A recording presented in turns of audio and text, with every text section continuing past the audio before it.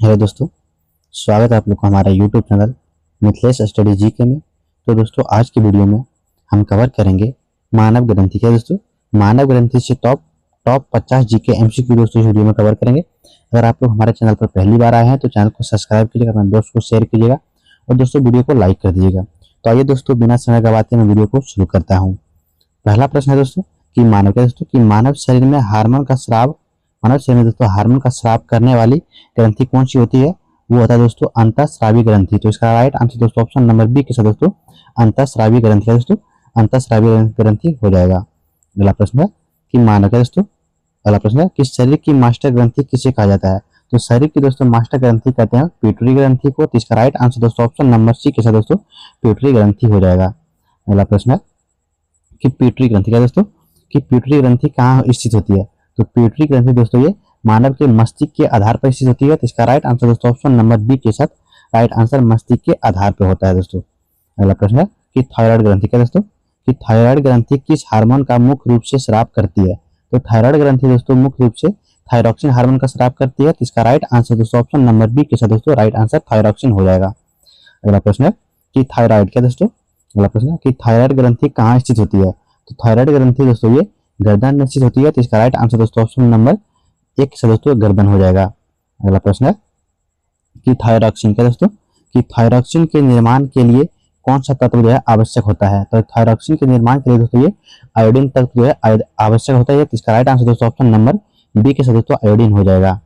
अगला प्रश्न है कि आयोडीन क्या दोस्तों कि आयोडीन की कमी से कौन सा रोग हो सकता है? तो आयोडीन की कमी से दोस्तों ये घेघा नामक रोग हो सकता है। तो इसका राइट आंसर दोस्तों नंबर बी के साथ दोस्तों घेघा हो जाएगा। अगला प्रश्न है कि पैरा क्या देखो पैराथायरॉइड क्या दोस्तों पैराथायरॉइड क्या दोस्तों पैराथायरॉइड ग्रंथि का मुख्य हार्मोन कौन सा है? तो पैराथायरॉइड ग्रंथि का दोस्तों मुख्य हार्मोन वो होता है पैराथायरमोन होता है। तो इसका राइट आंसर दोस्तों ऑप्शन नंबर बी के साथ दोस्तों पैराथाइमोन हो जाएगा दोस्तों। अगला प्रश्न है कि पैराथायरमोन क्या दोस्तों कि पैराथायरमोन मुख्य रूप से मुख्यतः किसके नियम में सहायक होता है? तो पैराथायरमोन दोस्तों मुख्य रूप से रक्त के कैल्शियम में सहायक होता है। तो इसका राइट आंसर दोस्तों ऑप्शन नंबर बी के साथ राइट आंसर रक्त में होता है दोस्तों। अगला प्रश्न है कि अग्नाशय क्या दोस्तों कि अग्नाशय किस प्रकार की ग्रंथि है? तो अग्नाशय दोस्तों ये मिश्रित ग्रंथि है। तो इसका राइट आंसर दोस्तों ऑप्शन नंबर बी के साथ दोस्तों मिश्रित ग्रंथि हो जाएगा अग्नाशय। अगला प्रश्न है कि अग्नाशय से क्या दोस्तों कि अग्नाशय से कौन सा हार्मोन स्रावित होता है? तो अग्नाशय दोस्तों ये इंसुलिन हार्मोन जो है स्रावित होता है। तो इसका राइट आंसर दोस्तों ऑप्शन नंबर बी ए के साथ दोस्तों इंसुलिन हो जाएगा। अगला प्रश्न है कि इंसुलिन क्या दोस्तों कि इंसुलिन की कमी से कौन सा रोग होता है? तो इंसुलिन की कमी से दोस्तों ये मधुमेह नामक रोग होता है। तो इसका राइट आंसर दोस्तों ऑप्शन नंबर एक के साथ दोस्तों मधुमेह हो जाएगा। अगला प्रश्न है कि इंसुलिन क्या दोस्तों कि इंसुलिन का मुख्य कार्य क्या होता है? तो इंसुलिन का दोस्तों मुख्य कार्य होता है रक्त शर्करा का कम करना। तो इसका राइट आंसर दोस्तों ऑप्शन नंबर एक के साथ रक्त शर्करा का कम करना हो जाएगा। अगला प्रश्न है कि ग्लूकोम क्या दोस्तों कि ग्लूकोमा क्या दोस्तों अगला प्रश्न है कि ग्लूकोमा का मुख्य प्रभाव क्या है? तो ग्लूकोमा का दोस्तों मुख्य प्रकार ग्लूकाना का दोस्तों मुख्य प्रभाव है कि रक्त शर्करा बढ़ाना। तो इसका राइट आंसर दोस्तों ऑप्शन नंबर बी के रक्त का शर्करा बढ़ाना ग्लूकाना का दोस्तों ग्लूकाना का मुख्य प्रभाव होता है दोस्तों। अगला प्रश्न है कि अधिबरी क्या दोस्तों कि अधिबरी ग्रंथि कहाँ स्थित होती है? तो अधिबरी ग्रंथि दोस्तों ये गुर्दों के ऊपर स्थित होती है। तो इसका राइट आंसर दोस्तों ऑप्शन नंबर बी के साथ दोस्तों गुर्दों के ऊपर हो जाएगा। अगला प्रश्न है कि अधिबरी क्या दोस्तों कि अधिबरी ग्रंथि से कौन सा हार्मोन स्रावित होता है? तो अधिबरी ग्रंथि से दोस्तों ये एड्रीनलिन हार्मोन जो है स्रावित होता है, जिसको हम लोग जो लड़ो उड़ो हार्मोन भी कहते हैं। तो इसका राइट आंसर दोस्तों ऑप्शन नंबर एक से दोस्तों एड्रीनलिन हार्मोन हो जाएगा दोस्तों। मेरा प्रश्न है कि एड्रीनलिन क्या दोस्तों कि एड्रीनलिन को किस नाम से भी जाना जाता है? तो एड्रीनलिन को दोस्तों यह आपातकालीन हार्मोन भी कहते हैं दोस्तों। तो इसका राइट आंसर दोस्तों ऑप्शन नंबर बी के साथ दोस्तों आपातकालीन हार्मोन जो है किसको कहते हैं? तो एड्रीनलिन हार्मोन को कहते हैं दोस्तों। अगला प्रश्न है कि पीनियल ग्रंथि क्या दोस्तों कि पीनियल ग्रंथि से कौन सा हार्मोन निकलता है? तो पीनियल ग्रंथि दोस्तों ये मेलाटोनिन हार्मोन निकलता है। तो इसका राइट आंसर दोस्तों ऑप्शन नंबर एक के साथ दोस्तों मेलाटोनिन हार्मोन हो जाएगा पीनियल ग्रंथि से। अगला प्रश्न है कि मेलाटोनिन क्या दोस्तों कि मेलाटोनिन मुख्य तक किससे सम्मिलित होती है? तो मेलाटोनिन दोस्तों मुख्य शरीर से नींद जगाने के चक्र से सम्मिलित है दोस्तों। इसका राइट आंसर दोस्तों ऑप्शन नंबर एक के साथ नींद जगने के चक्र का सम्मिलित है मेलाटोनिन हार्मोन दोस्तों। अगला प्रश्न है कि पीनियल ग्रंथि क्या दोस्तों कि पीनियल ग्रंथि कहाँ पाई जाती है? तो पीनियल ग्रंथि दोस्तों ये मस्तिष्क में पाया जाता है। तो इसका राइट आंसर दोस्तों ऑप्शन नंबर एक के साथ दोस्तों मस्तिष्क हो जाएगा। अगला प्रश्न है कि थाइमन, क्या दोस्तों, कि थाइमस ग्रंथि मुख्य रूप से किससे सम्मिलित होती है? तो थाइमस ग्रंथि दोस्तों मुख्य रूप से प्रतिरक्षा तंत्र से सम्मिलित होती है। तो इसका राइट आंसर दोस्तों ऑप्शन नंबर एक से दोस्तों प्रतिरक्षा तंत्र हो जाएगा। अगला प्रश्न है कि थाइमस, क्या दोस्तों, अगला प्रश्न है कि थाइमस ग्रंथि कहाँ स्थित होती है? तो थाइमस ग्रंथि दोस्तों ये छाती में होती है। तो इसका राइट आंसर दोस्तों ऑप्शन नंबर एक से दोस्तों छाती हो जाएगा। अगला प्रश्न है कि अंडाशय से, क्या दोस्तों, अगला प्रश्न है कि अंडाशय से मुख्यतः कौन सा हार्मोन स्रावित होती है? तो अंडाशय दोस्तों मुख्य रूप से एस्ट्रोजन और प्रोएस्ट्रोजन जो कि हार्मोन जो स्रावित होती है। तो इसका राइट आंसर दोस्तों ऑप्शन नंबर एक है, तो एस्ट्रोजन और प्रोएस्ट्रोजन जो स्रावित होती है अंडाशय से। अगला प्रश्न है कि वृषण से, क्या दोस्तों, कि वृषण से मुख्य रूप से मुख्यतः कौन सा हार्मोन स्रावित होती है? तो वृषण से दोस्तों मुख्य रूप से टेस्टोस्टेरोन हार्मोन जो स्रावित होती है। तो इसका राइट आंसर दोस्तों ऑप्शन नंबर बी के तो टेस्टोस्टेरोन हो जाएगा। अगला प्रश्न है कि टेस्टोस्टेरोन, क्या दोस्तों, कि टेस्टोस्टेरोन किससे सम्मिलित है? तो टेस्टोस्टेरोन दोस्तों ये पुरुष के लैंगिक क्षणों के विकास के लिए ये सम्मिलित है। तो इसका राइट आंसर दोस्तों ऑप्शन नंबर एक है दोस्तों पुरुष के लैंगिक लक्षणों के विकास से सम्मिलित है दोस्तों टेस्टोस्टेरोन हार्मोन। अगला प्रश्न है कि एस्ट्रोजन, क्या दोस्तों, कि एस्ट्रोजन मुख्य रूप से किससे सम्मिलित है? तो एस्ट्रोजन मुख्य रूप से दोस्तों ये महिला के लैंगिक क्षणों के लक्षणों के विकास के लिए सम्मिलित है। तो इसका राइट आंसर दोस्तों ऑप्शन नंबर एक है दोस्तों राइट आंसर हो जाएगा। अगला प्रश्न है कि वृद्धि हार्मोन, क्या दोस्तों, कि वृद्धि हार्मोन किस ग्रंथि से स्रावित होती है? तो वृद्धि हार्मोन दोस्तों मुख्य रूप से ये प्यूटरी ग्रंथि से स्रावित होती है। तो इसका राइट आंसर ऑप्शन नंबर एक है दोस्तों प्यूटरी ग्रंथि हो जाएगा। अगला प्रश्न है कि वृद्धि हार्मोन, क्या दोस्तों, कि वृद्धि हार्मोन की कमी से बच्चों में क्या हो सकता है? तो वृद्धि हार्मोन की कमी से बच्चों में दोस्तों ये बौनापन हो सकता है। तो इसका राइट आंसर दोस्तों ऑप्शन नंबर एक से दोस्तों बौनापन हो जाएगा। अगला प्रश्न है कि वृद्धि हार्मोन, क्या दोस्तों, कि वृद्धि हार्मोन की अधिकता जो है अधिकता से बच्चों में कौन सी स्थित हो सकती है? तो वृद्धि हार्मोन से अधिकता में बच्चों से दोस्तों ये कौन जाता है? तो विशाल कायता हो सकता है। तो इसका राइट आंसर दोस्तों ऑप्शन नंबर बी के तो विशाल कायता हो जाएगा दोस्तों।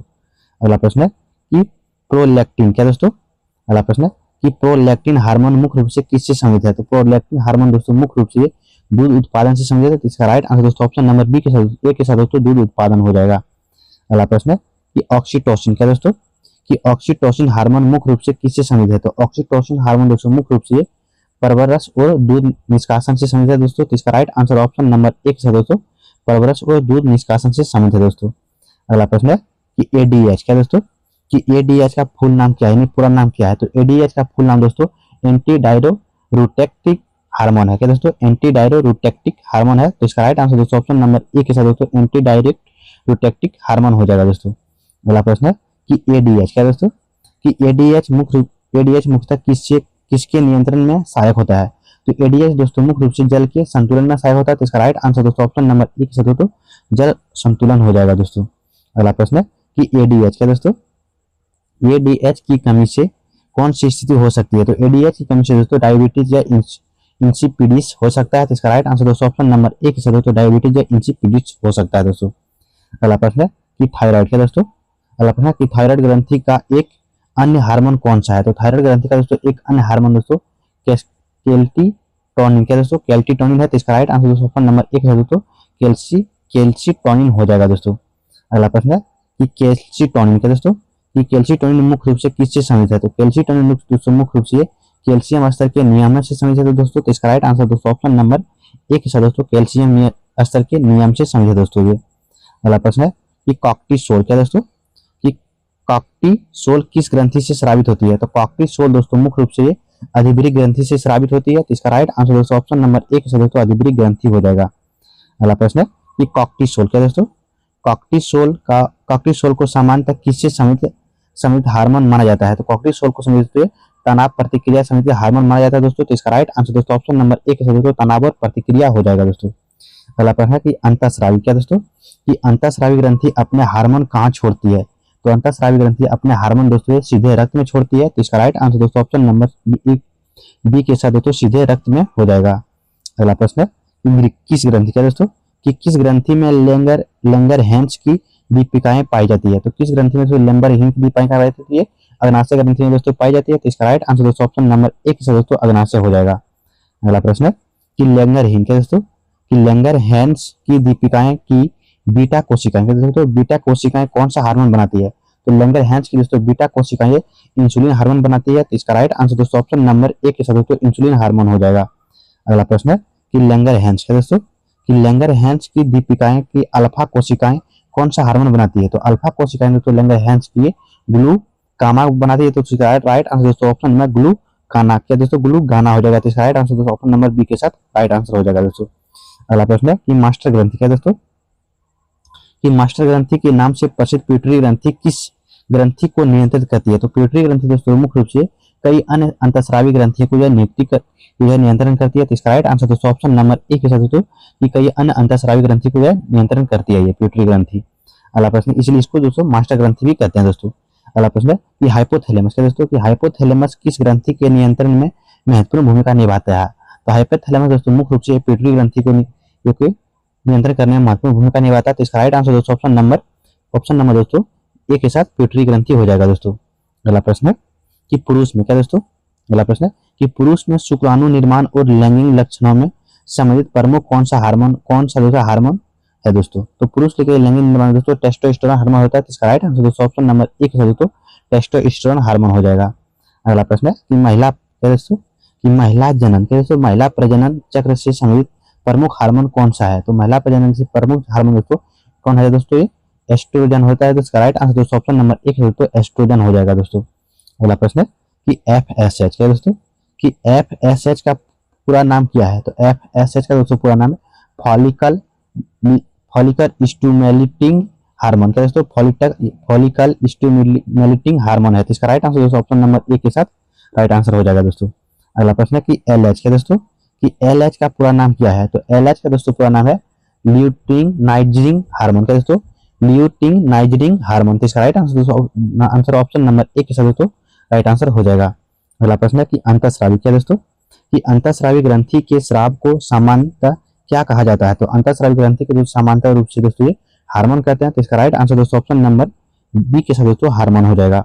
अगला प्रश्न है कि निम्न में से क्या दोस्तों, कि निम्न में से कौन सी ग्रंथि अंतःस्रावी ग्रंथि का उदाहरण है, तो अंतःस्रावी ग्रंथि का दोस्तों इनमें से कौन सा उदाहरण है, तो आपका ऑप्शन है दोस्तों थायराइड ग्रंथि, ऑप्शन बी है दोस्तों लाल ग्रंथि, ऑप्शन सी है दोस्तों पसीना ग्रंथि, ऑप्शन डी है दोस्तों आंसू ग्रंथि। तो दोस्तों आप लोग इसको 50 नंबर का क्वेश्चन आप लोग को कमेंट बॉक्स में आंसर का जवाब दीजिएगा, और दोस्तों 50 प्रश्न से क्या दोस्तों, कि 50 प्रश्न में से आप कितना सही किए हैं दोस्तों आप लोग इसका कमेंट बॉक्स में आंसर बताइएगा। और दोस्तों अगर आप लोग को हमारा चैनल पसंद आते हैं तो चैनल को सब्सक्राइब कीजिए, अपने दोस्त को शेयर कीजिएगा दोस्तों, और वीडियो को लाइक कर दीजिएगा दोस्तों। मिलेंगे तब तक के लिए दोस्तों नेक्स्ट वीडियो में। जय हिंद।